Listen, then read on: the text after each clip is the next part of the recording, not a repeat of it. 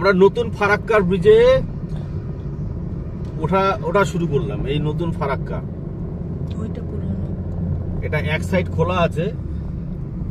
তা রাস্তায় আর ভিডিও এতটা করিনি, আমরা একটু মালদা পার করে দাঁড়ালাম, একটু রেস্ট করলাম, তারপরে আবার ছাড়লাম। এখন এই নতুন ফারাক্কা ব্রিজের উপর দিয়ে আমরা চলছি। এটা যতদূর সম্ভব 6 লেন।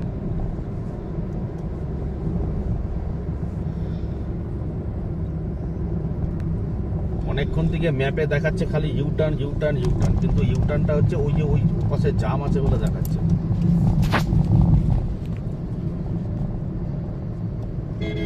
নিচে জলটা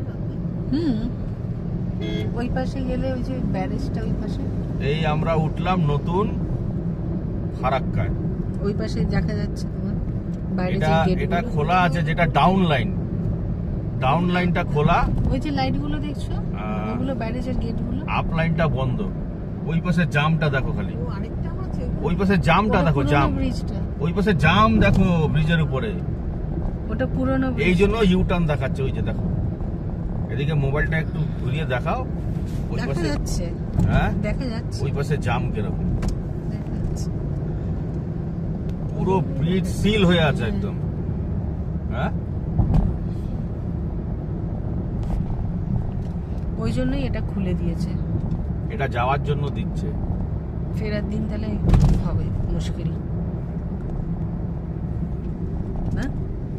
কি হবে জানি না।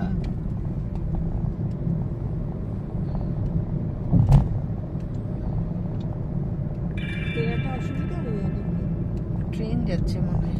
ট্রেন যাচ্ছে।